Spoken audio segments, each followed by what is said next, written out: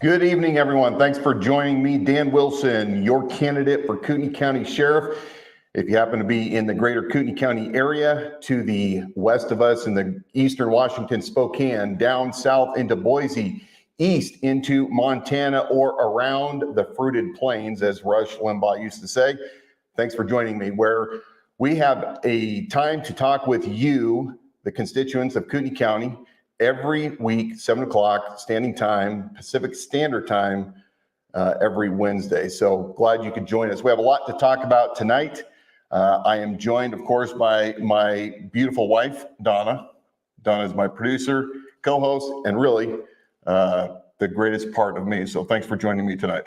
Yeah, thanks for having me here. We've had a busy week since our last live broadcast. You've been on several different shows. We had Will Johnson Live, Church and State, which is a local program with, remind me of the host name of that one. Caleb Collier. Caleb. Who's also with Turning Point USA. The Bearded Patriots, Liberty Roundtable. We've been out in the community. We were at the Speedway last weekend at that was a lot of fun. That really was a lot of fun. We held our signs up, our big 6x6 banners at the entrance of the Raceway Park.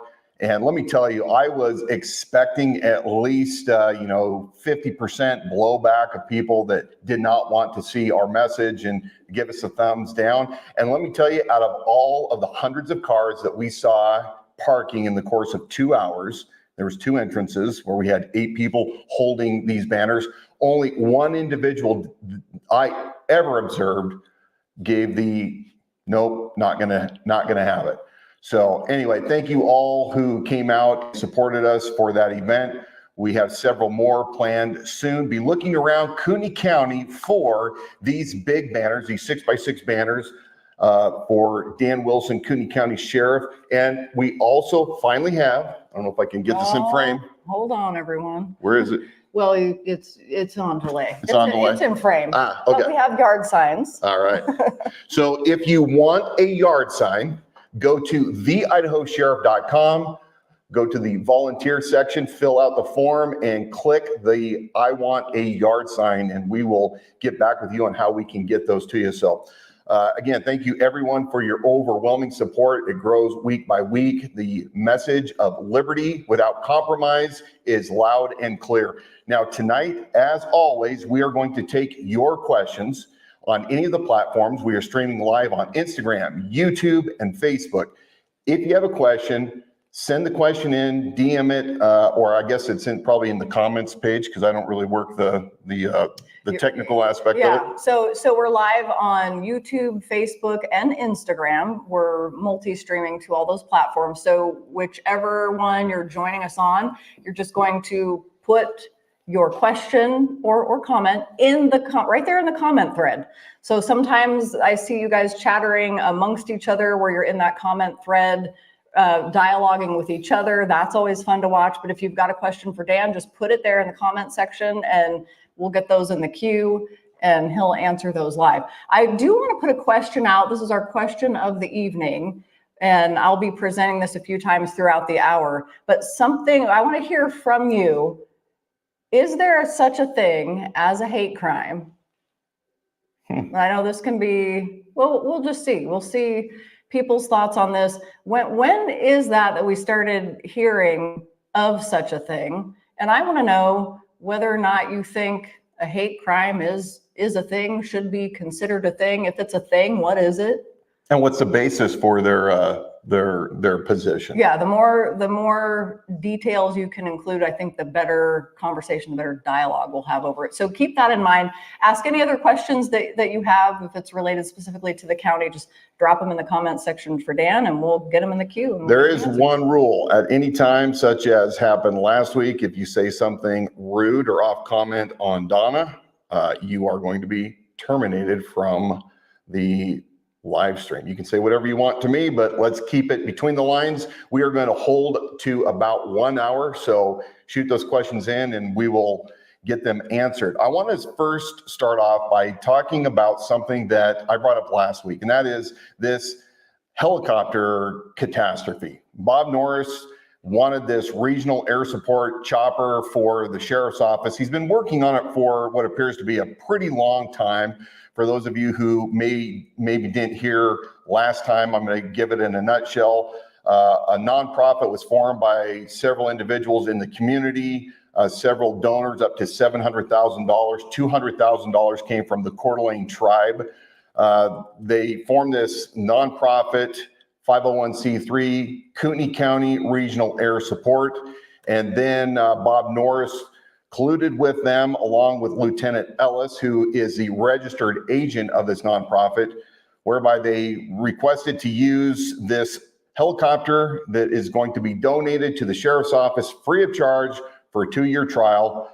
There was civil asset forfeiture money that was approved to be used to put equipment on this helicopter, and the helicopter is going to be used for all sorts of things. Then there was the question of why the tribe gave $200,000, and then shortly thereafter requested to take over primary law enforcement functions on tribal lands for both tribal and non-tribal members, and we're not going to dive into a lot of that. But we've been told that this helicopter is going to be provided no cost to the taxpayers of Kootenai County. But it looks like that when they set this corporation up and registered the aircraft and did some of their preliminary work, they were a little bit sloppy. We've got a great team that is working on finding out what the true answers are with the FAA and with the state, and we're going to get to the bottom of it. But here's where I want to talk about tonight. Bob Norris has said over and over again that he is a constitutional sheriff because why? Buzzwords. He's pro Second Amendment. Number 2, he's never going to enforce a red flag law. And number 3, well, he's not going to make you wear a mask. Now remember, in 2020, early in the scamdemic, about May, if not earlier, most of the citizens of Kootenai County were already done and not wearing their masks anyway. So Bob, my hat's off to you as always for making obvious statements that are really easy to get the people to back you up on rather than making a bold statement. Okay, that side note aside, constitutional sheriff Bob, who can't really articulate much about the founding of this country, is a friend with the FBI. He's bragged about it on multiple occasions in his tight, cozy relationship, instead of delineating that relationship between the federal government, the state government, and the county. Well, Bob Norris loaned out the helicopter, the helicopter that we don't own, but the county uses, and according to the FAA is registered as a government registration, not a private. But that helicopter back on March 20th, 2024, Bob Norris assisted the FBI. No, wait. Seriously? Oh, absolutely. Absolutely. Is this the flight log? This is the flight log that we obtained courtesy of a friend. For those of you who think I might have made it up, I have the receipt here for the records request. I do want to say, we're going to mention this a few times because people log on all at different moments. Everything that Dan's referencing here, I'm calling it Norris's crooked copter. Yeah. Go to the website and in the search bar there, type in crooked copter helicopter program. You'll see that because we have all of the resources there. So on March 20th, 2024, Kootenai County and the Kootenai County Regional Air Support assisted the FBI doing surveillance in Orofino. Now, Orofino is south of Kootenai County, 2 counties over. There's Benoit and then Clearwater County. So they spent about just a little under 3 hours assisting the FBI. Now, Bob, you have continually said that you weren't going to use this helicopter for anything but active investigations. And yet here you are allowing this helicopter that you just have to have, and you're allowing the FBI to use our assets because you're claiming this is ours. My question to the people of Kootenai County, how comfortable are you right now knowing the FBI and what they have been doing for the past 10 years, and more specifically, the past 5 years? Are they a credible organization that we should be assisting in any way, shape, or form? That's a question for you. I want to hear in the comments what you think about that. I can tell you that when I become sheriff, the 14th sheriff of Kootenai County, that helicopter program is dead on arrival. The helicopter has also been used. Now, remember, when I say we, we're talking about Kootenai County through the sheriff's office, suspended its memo of understanding with Spokane County when we were using their helicopter. And it does look like that we have, in return, used the Kootenai County helicopter to assist Spokane. Oh, no. So I'm kind of curious how that's working. So, okay, you've highlighted a couple things here that I think are important. So we're not like throwing so much information that people don't know what to do with it. But one, it's been accused by Bruce Matari himself because he works in lockstep with Bob Norris. And he has said in the past regarding some of the other things that we've brought up, he says, they're taking a virtue and turning it into a vice. Yeah. But so there are those who said, I think Bob Norris has done a good job. Even that when they're open to listening to you and what your ideas are, they're like, look, I think Norris has done a good job. So we stopped to ask, okay, let's establish what do you actually mean? What does that mean? Like, give me some examples. Let's have a good, healthy dialogue about it. One of the first things that was mentioned with a couple we met with last week was, well, he got a helicopter. Right. And that's good. So all that to just present this idea of it was presented to the people of Kootenai County as a very simple, like, hey, we need a helicopter and here's a way we're working together and we're getting this free of charge. It sounded simple and it sounded like a good solution and it sounded virtuous. Yeah. So you're presenting these ideas to say, well, it's not. Is this you just spinning it and turning a virtue into a vice? Well, I think transparency is always at the forefront of everything we do in law enforcement. Obviously, if you're doing something in the terms of an investigation, you must keep your cards close to chest. But in these examples, it's a hodgepodge of either extreme incompetence, mismanagement, whereby the Kootenai County Sheriff's Office did not consult with legal in order to make certain that federal, state, and local regulations were met and it was a clean transition. We've got the problem with a deputy, a lieutenant that works closely with Bob Norris, the sheriff, sitting as the registered agent of this nonprofit, right? There's nothing wrong with that, right? And to make matters worse, they originally registered that corporation at the Kootenai County Sheriff's Office. Now, they've since changed that according to the Secretary of State. But you can go on to the Secretary of State and look up the corporation, Kootenai County Regional Air Support. Look it up for yourself. Find out who the officers are, not to be confused with police officers, but board members of this nonprofit are. And then look at the addresses they've used. When they signed up with the Federal Aviation Administration's registry, which I referenced earlier, they also list the Kootenai County Sheriff's Office at 5500 North Government Way as their official address. So the question is this a private entity or is it a public entity? If it's a private entity, then how can it be used for public use? And if it's a public use, how can a private entity own it? Where's the liability insurance? Who's paying for it? All these things. I also have a major problem with us using, and we were told that this helicopter was not going to cost the taxpayers anything. However, they took the $10,000 that was going towards the MOU with Spokane County for their Air One helicopter program, which is successful, and they have reallotted that money to be used towards this helicopter. You can go back to the Board of County Commissioner minutes. Again, if you go to the idahosheriff.com and look up Bob's helicopter, you will see a timeline, links to Board of County Commissioner YouTube videos, meeting minutes, emails going back and forth to substantiate what I'm talking about.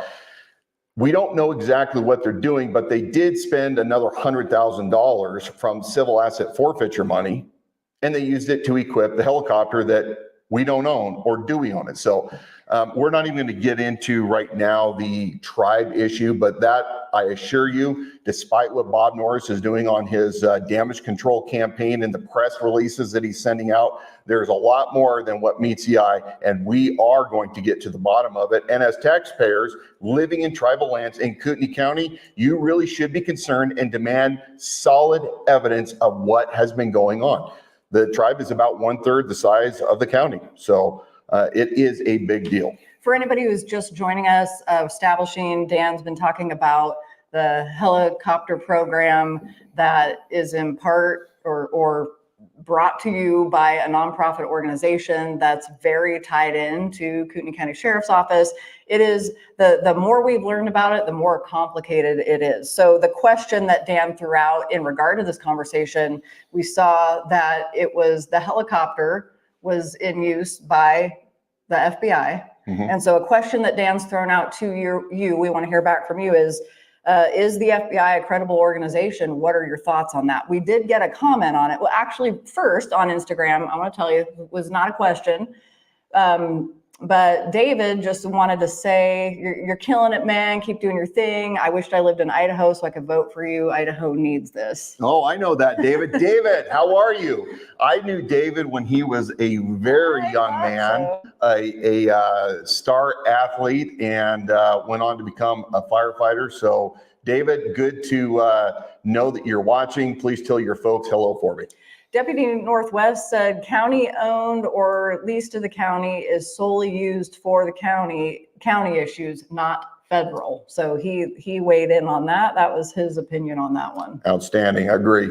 Another question of the evening that I'm just going to keep putting this out there. Hate crime. Does it exist? What is your idea of what a hate crime is? We want you to comment on that, and that's a discussion that we'll get going over the next hour. Now, you had talked about, intertwined with the helicopter deal. It was a sideline, I think. But Bob Norris has claimed that you didn't stand up for people's rights during COVID. And, you know, sometimes in the beginning, the very first time you heard that, we laughed about it because you're like, well, I was a patrolman at the time. So, I mean, did you think I was pulling out my notepad every time I did a good deed and taking notes? Yeah, it's almost like what evidence or proof do you have to refute that statement? But for Bob, his campaign is running on his record. I mean, I'm really glad that he's running on his record. Let me tell you. And so he says he can prove that he stood up for people. He is the only candidate that has stood up for your rights during COVID. Well, let's go back and address that. So all you have to do is go to Bob Norris 2020 or whatever his YouTube channel is. You can see the videos for yourself.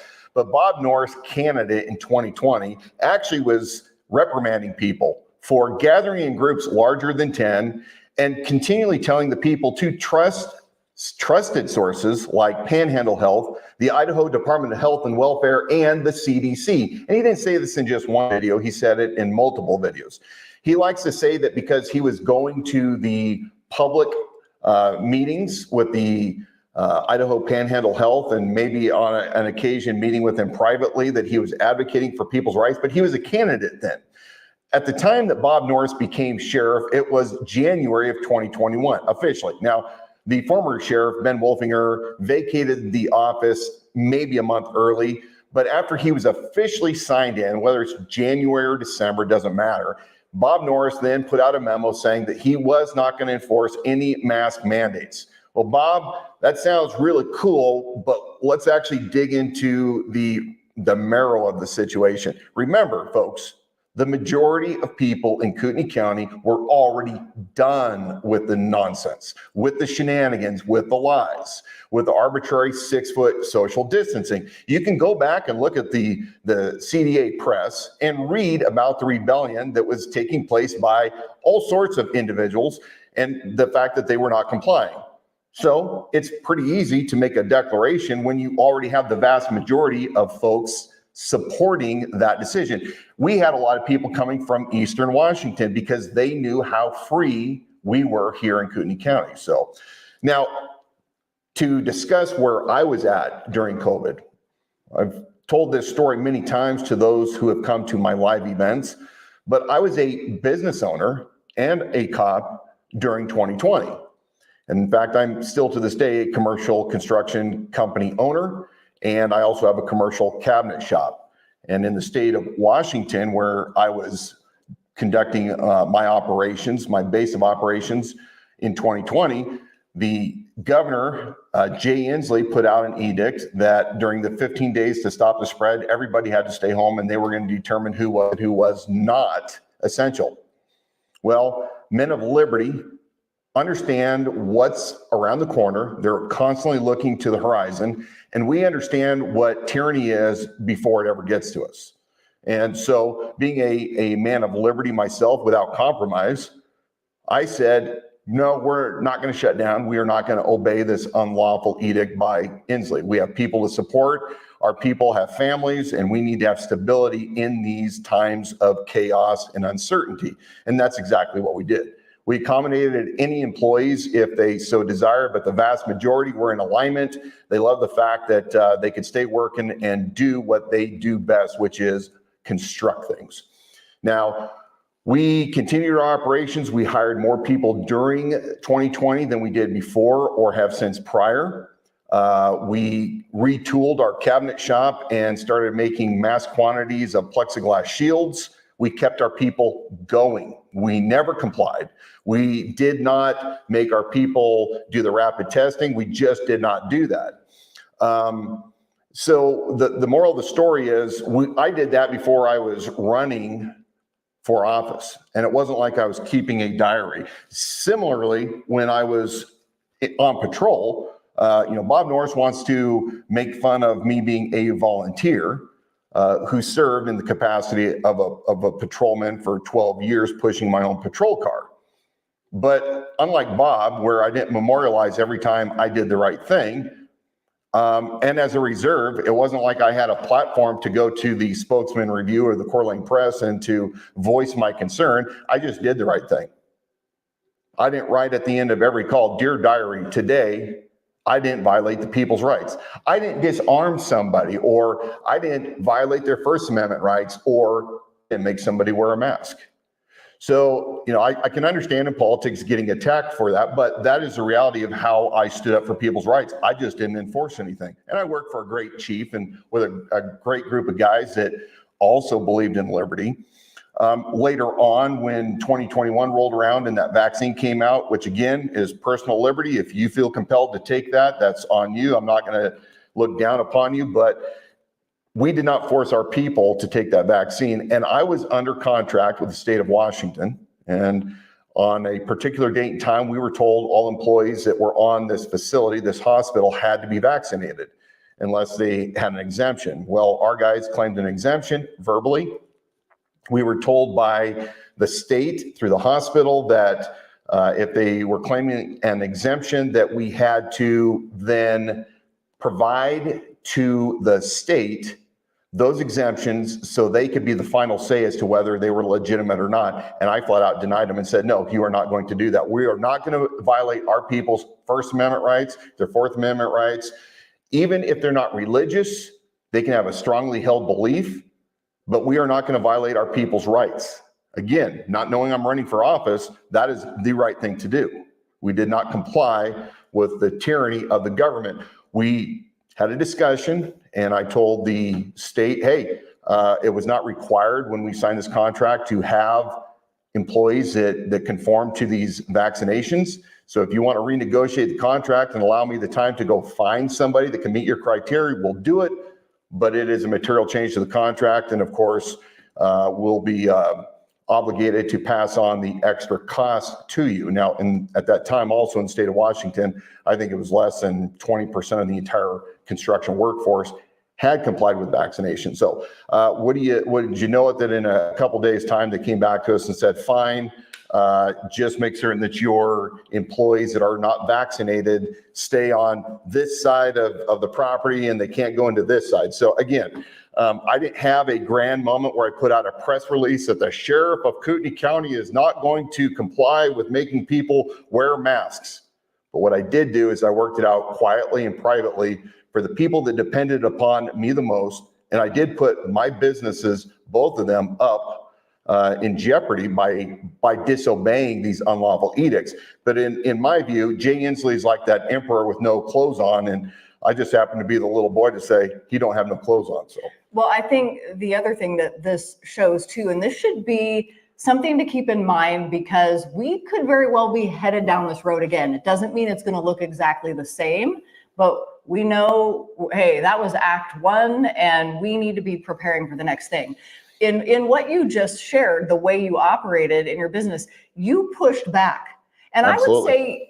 I would say you didn't even push back to like a major extreme. It's just as these organizations came forward and they gave you a push, you pushed back. Mm-hmm. They gave you another nudge, you pushed back. And I think that is something a lot of people didn't do. Yeah. But if more of us had that mindset that I'm gonna push back, I'm gonna take one more step and I'm gonna push back, I think things could have played out a lot differently in terms of those who really felt forced into taking vaccinations that they didn't want, that they now regret, or those who walked away from jobs because they didn't want to battle it out.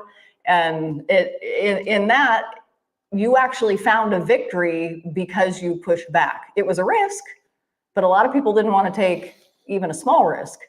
Well, I know where ultimately my faith is in, and I'm reminded of the saying, it's a proverb that says, he who walks with integrity walks securely, but he who makes his path crooked will be found out.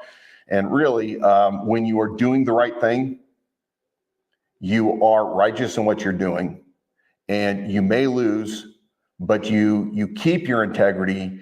You are not bought or sold, because sons and daughters of liberty, you don't sell yourselves for any cost. Your code, your creed, your belief keep you rooted. And I would encourage all of you out there that are listening and watching, if you don't have a code that you live by, if you don't have a creed, get yourself one. And it helps you refer back when you are challenged by those that don't agree with you, or those that are trying to be tyrannical. And, tyranny, we often think, comes at the end of a sword. But tyranny comes in all shapes and sizes. And really, the founders did not like tyranny whatsoever. And they created these great documents, the Constitution and the Bill of Rights, and that absolutely beautiful document, the Declaration of Independence. And despite what people say, they both complement each other. Those documents are referred to back and forth, and they set up the idea of why we were guaranteed to be protected against those that would usurp those rights to life, liberty, and property, because those rights are given to us by God, the laws of nature, and of nature is God. So man is not supposed to take those away. Now, they will try something again, and this is part of the reason that I decided to run for Kootenai County Sheriff. We already saw what the globalists were doing. I mean, how absurd was it when you were told, you're not essential, stay home. Don't collect rent from your tenants. Stay 6 feet apart. Don't see your loved ones in the hospital. You can't go to school. You can't go to church.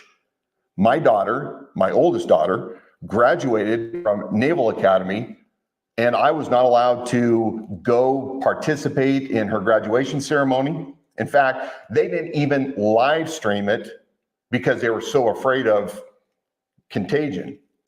And yet we saw leaders around the country, whether it was Gavin Newsom and the French Laundry, or Nancy Pelosi, or Cuomo, or the Governor Whitmer, or Governor of Illinois, they had all of these rules and lockdowns for the people, but they themselves were not adhering to any of it. And then we had the Summer of Rage.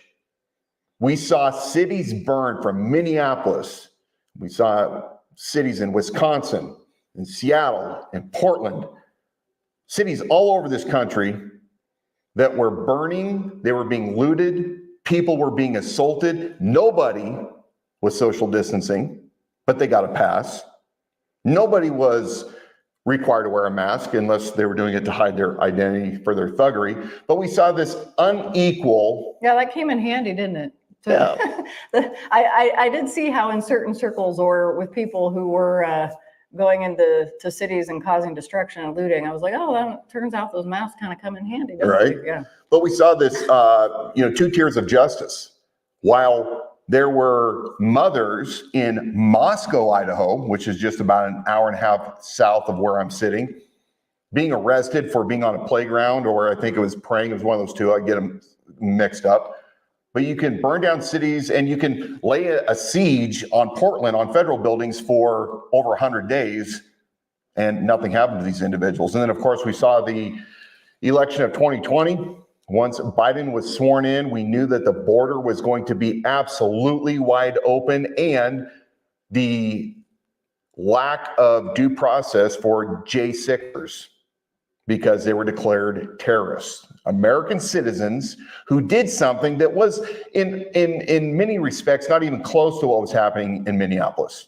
Now, if there was violent actors, which I'm guessing a lot of those were actually feds or Antifa undercover, nonetheless, sure, get your day in court, but the Department of Justice and the FBI have been going after these individuals relentlessly. So all of these things look to me to be a massive cloud on the horizon. The storm is coming, and it will soon be upon us. And in 3+ years, Bob Norris has done nothing to get Kootenai County ready for the next time they try to usurp us. I want to talk about this because I wanted to jump in and say, look, why are we still talking about COVID mandates, lockdowns, things that, we're like several years beyond this now? And you just now started to touch on why this is still relevant. But I do want to enter a comment in here. When you were talking about how you did take a stand for your companies and it was your own dollars, your own treasure on the line, you were taking a personal risk. I wanted to compliment Lodestar Construction. He said that they walked off 2 school projects for the exact same reasons. Awesome. I thought you might like to hear that. And you know what? Just to be clear, Dan Wilson and my companies were not the only ones. So Lodestar, exactly. Hats off to you, man of liberty yourself, your entire team. And there are so many others that also did not comply. Part of my concern was when I saw the tyranny that was happening, I was most disappointed, not in government, because you expect them to do what they do. I was mostly disappointed with the church. The church that is supposed to be the backboard for us in this country and in our communities, cowered. The pastors did not largely stand up. Let's come back and talk about that. The church. I wrote down, I'm going to come back and talk about it. The Bob Norris again saying, running on his record, and he's the only candidate that stood up for your rights when these mandates were happening. JT Ford commented, the CDC was wrong on everything regarding COVID. So why would Norris tell the people of Kootenai County to follow CDC guidelines? That doesn't sound like standing up for people's rights. But there's an interesting timeline in there that I want you to shed some light on, because Bob Norris might claim, well, I mean, I said those things then, but now in hindsight. Yeah, look, we know that the CDC wasn't just wrong, they lied. They made crap up. We know this because of testimony that we have witnessed in front of Congress and other committees.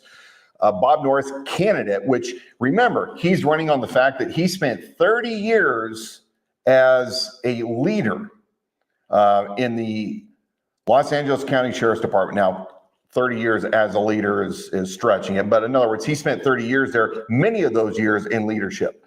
So therefore, he has all the command experience. And he goes on and on about what experience he has, except he lacks discretion and he lacks liberty. So he's saying this in the early stages of 2020. What do you mean he lacks liberty? Because I think that is the key to this statement. Men of liberty have discernment because they understand what's at stake. They understand our history in this country and what makes us Americans. They understand the founders who pledged their lives, their fortunes because of their sacred honor, because they so believed in personal liberty, but they were men of discernment. Bob Norris lacks discernment. He can say now, well, I didn't know then what I know now, but I would argue and say men of liberty understand tyranny at its inception, and they meet it head on. Action beats reaction every time. You do not want a sheriff that is learning on the job, even if you've been a cop for 30, 40 years.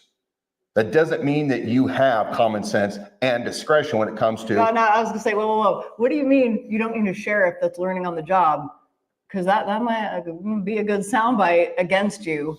Well, the reason I use that is because he's used that phrase many times to describe Dan Wilson. And I'm going to turn it right back around on Bob. Bob, we don't need a sheriff that is learning what liberty is. There you go. Yep. So men and women of liberty see tyranny and they don't comply with it. Yep. Now, we may very well have you can't teach that.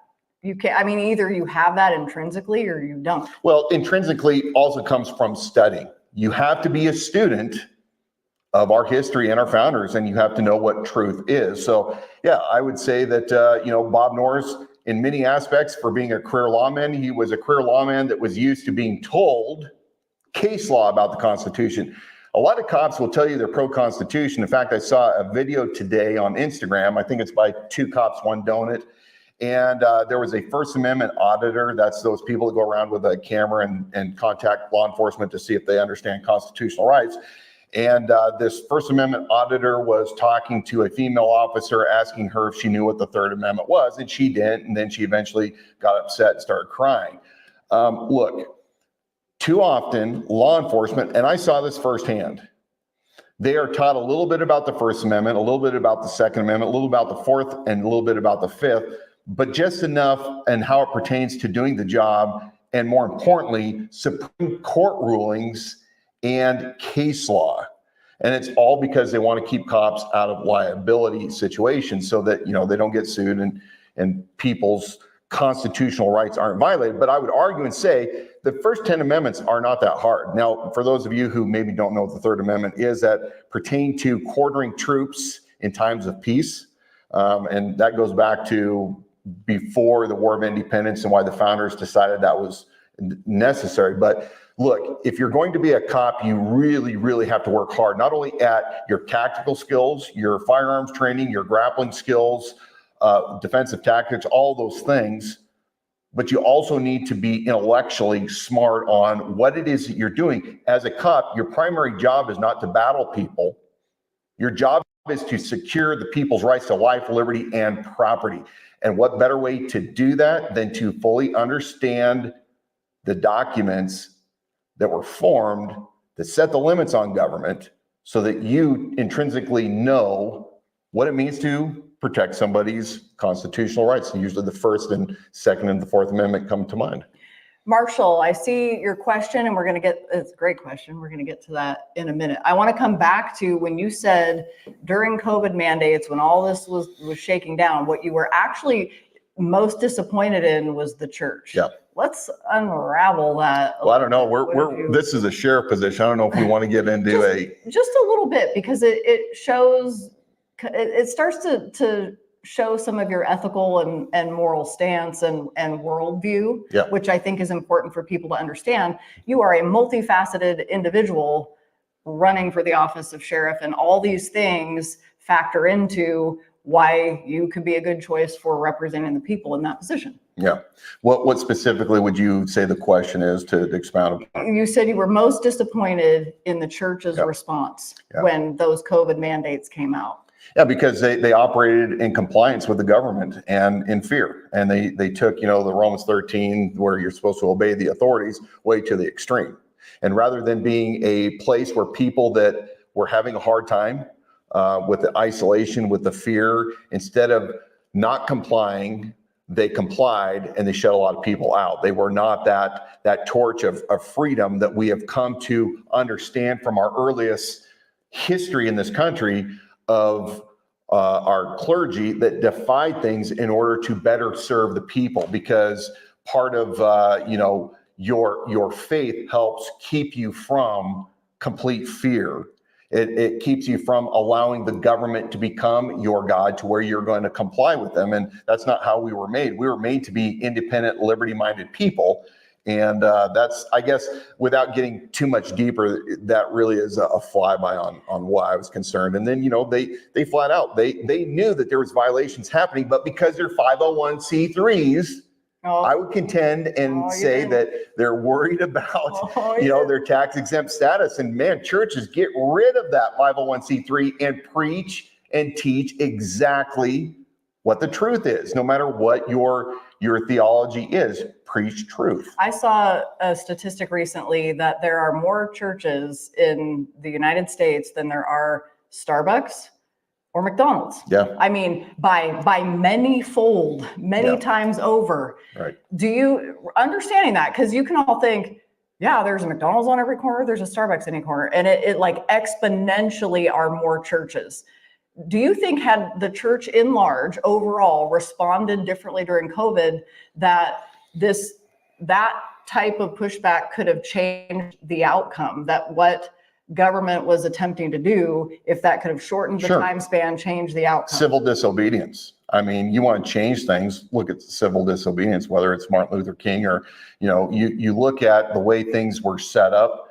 And I would argue and say there was far more tyranny at a local level, at state level for sure, but definitely at a county level. And if the people would have, and in Kootenai County, we did a fairly good job of it. I would suspect or hope that next time around, we would give them even more grief when they attempt to usurp our rights.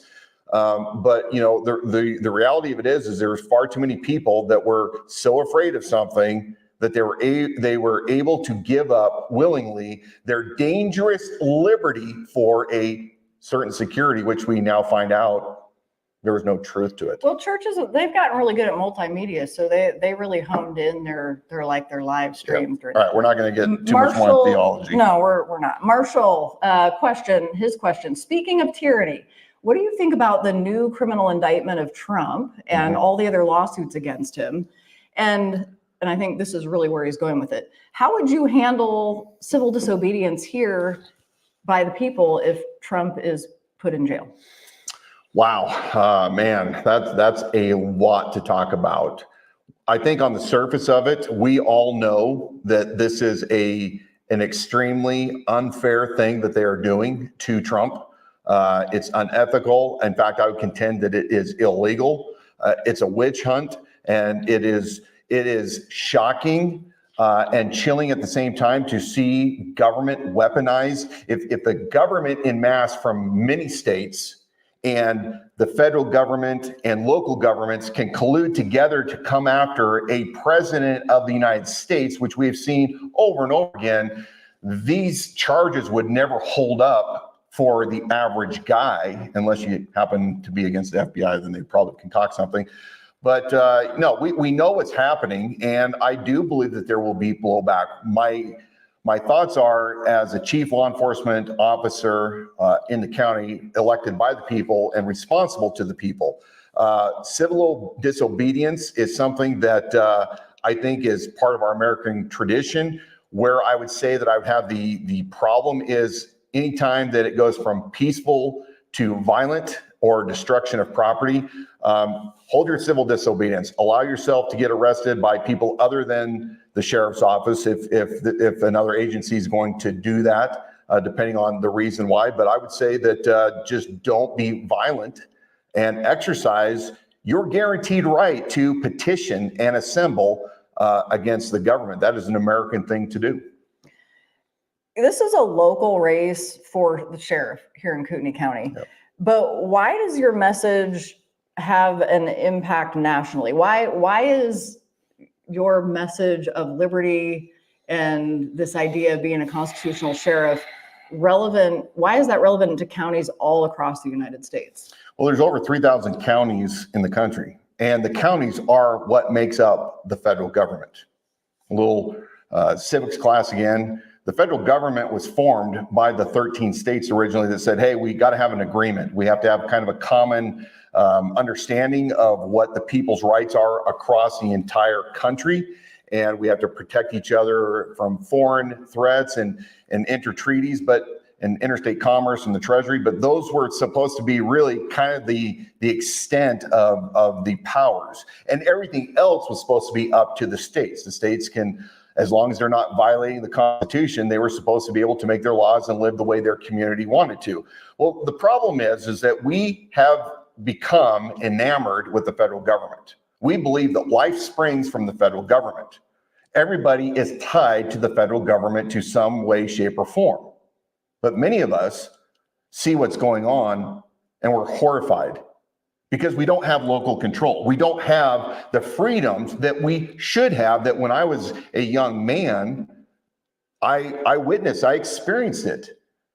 And people all across this country are tired of the federal government and our representatives. Look, I'm not going to say that every single congressman is bad, but the majority of Congress is rotten. They're liars. They're thieves. They only speak for themselves. And at the state level, we're fortunate. We have great legislators up here, but in many states, it's overcome by the same Marxist individuals that do not care about you and liberty.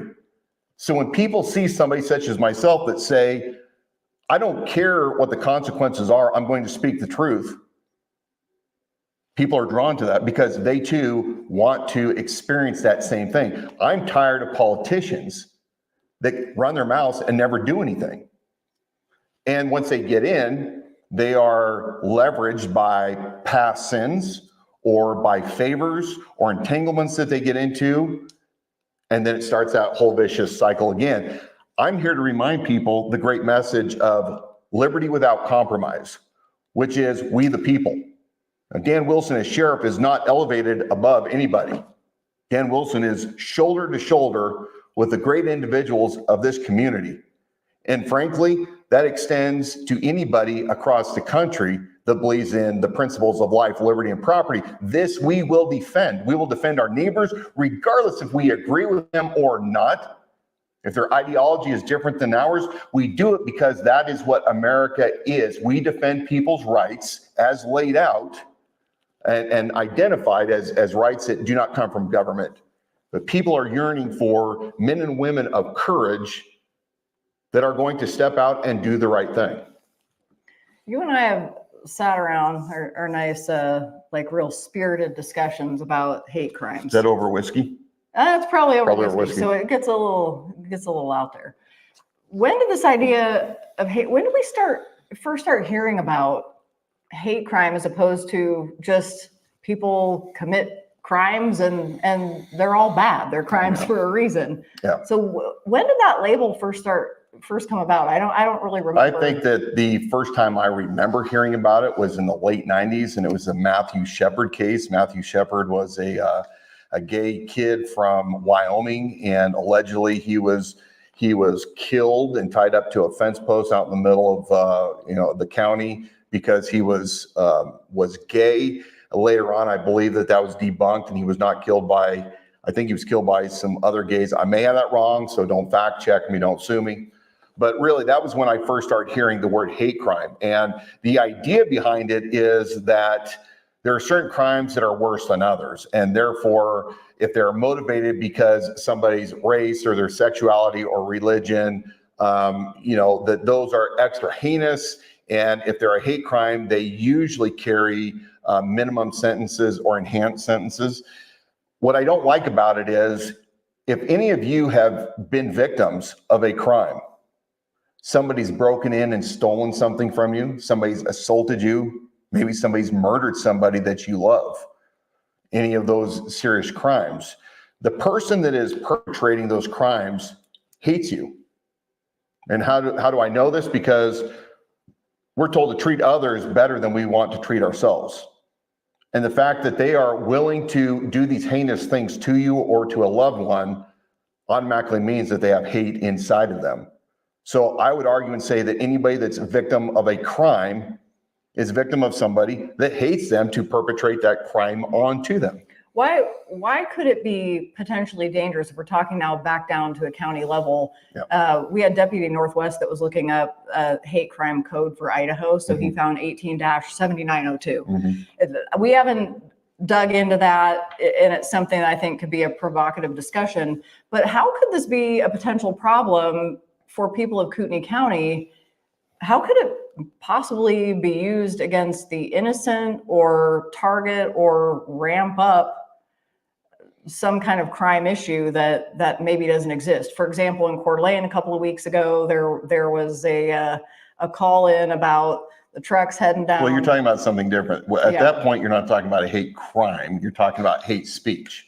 Those things are very Well, and closely there tied. was an argument about it, because then there becomes this fine line of, well, what's a crime or what isn't, because of the way we don't have we don't have any identified victims in that case. I remember you saying that So I mean, from the if you don't have get-go. a victim, I don't know how you can have a crime. But Yeah. let's talk about the bigger slippery slope. And this is what progressives have done to this country by pulling on people's heartstrings. First Amendment is right to free speech. That means you have the right to say whatever you want, even if somebody else is offended by what you have to say. You also carry the responsibility that if you are popping off at the mouth and being hateful or assaultive in nature, that you pay the consequences for those. But the problem I have is that once you open the door and declare certain things as hate speech, who's going to be the great gatekeeper as to what that is and where it stops and where it starts? So all of a sudden, you have people that are having their right to free speech suppressed. Even if I don't agree with you, I'm going to protect your right to say what you want to say. It's up to the local community to hold you accountable, to shun you, not allow you in the community, or to shame you. But when it comes to law enforcement becoming the great gatekeeper as to, well, what you just said because you don't agree with this lifestyle or this religion or something else is now considered hateful, that's when it turns into eventually now a hate crime. So really the real concern that we should be rejecting is any restraints on free speech. Let the people decide what that is socially. And it's been said that the Constitution is only as good as a moral people will keep it. You have a right to do a lot of things in this country, but you also have a responsibility to not infringe on other people's rights, not to participate in what you are doing. And I can see in chat rooms all the time the fighting that goes back and forth, and I've been very careful on anything that I've said on Instagram and social media because you can get banned very quickly, and oftentimes it's for saying a word that's now offensive and with the algorithms and people that report. But I would argue and say again, if you love liberty, if you love the guarantees of the protection of our rights to life, liberty, and property, you got to be very resilient when it comes to people that want to introduce things that would erode any of those. It's kind of like the weapons bans. Once you start down one pathway, eventually they all come crumbling down. And let's take the Fourth Amendment. I mean, look at what Congress, those cowards, recently did when they reauthorized the warrantless searches through FISA. I mean, I don't want anybody going through anything of mine without a sworn warrant, as it states in the Fourth Amendment, and signed off by a judge. But this is where we're at. And once you erode one section of the Bill of Rights, you erode all of it. And I think that really was ultimately where I was going with it, because when you have that erosion and like you mentioned, slippery slope, you can easily have situations where hate speech equals hate crime. Yeah, or exactly. you may be in a situation where you're defending yourself, but then that gets twisted and then you're being judged on, well, what was motivating that altercation that happened? And it is definitely. We're really at a war in this country between those that adhere to the Constitution and those that are Marxist. And unfortunately, we're playing by a couple of different sets of rules. It originally worked because we were all operating under the confines of the Constitution. But I liken it to today when you play a game of Monopoly. If we're playing Monopoly together by the house rules, we both have an equal chance to succeed. And it's a pleasurable experience for the most part if you like playing Monopoly. On the other hand, if you have somebody that wants to make up the rules, make up the sweet honey pots that you get if you land on certain spaces or however you want to build your hotels, that person that's making up the rules is going to have a definite advantage over you if you're playing by the house rules. And it's the same thing of what we're facing right now is the communists, the Marxists that are here amongst us are not playing by the same rules. And we find them in the judiciary, we find them in the state legislators, we find them in city councils and county commissioners all across this country, those that are not playing by the rules. And it's time that we recognize it, and we have to fight fire with fire. And nothing ever violent, and I'm not saying commit a crime at all, but we have to be smarter on how we're now dealing with these Marxists. I think it's too easy to say, if it hasn't affected me or my family yet, it's not something I'm concerned with. But by that point, it's going to be too late. We're about to an hour. I'd love to wrap up with reminding citizens of Kootenai County about this helicopter program, just in brief, why we find it questionable when you're hearing and seeing that copter flying around, because people have spotted it and they know it's flying. Well, you can track it with an online tracker as well. Yeah. I just think, again, that transparency is of the utmost importance in your sheriff's office. I think that from a liability standpoint, the citizens of Kootenai County deserve solid answers as to whether or not the liability is greater than what we currently understand. The helicopter should not be used along with other county resources, Bob, to use to donate to an auction to the Women in Red, a Republican organization. I don't know that you've done that for any Democrat or other organization that is politically motivated, but in order for you to do that, I believe you're also violating federal law. So people, if you don't understand a lot of the things that Bob Norris is doing, they all really look like pay-to-play stuff that is very reminiscent of, I almost said remdesivir. I was going to say. Reminiscent of the pay-to-play scandals down in Los Angeles County Sheriff's Department. So yeah, we need to have transparent answers. We need to know exactly what agreement was made with the tribe when Bob Norris cross-deputized those federal law enforcement officers right after a $200,000 donation to the helicopter, and then the tribe requests to take over primary law enforcement functions for both tribal and non-tribal members.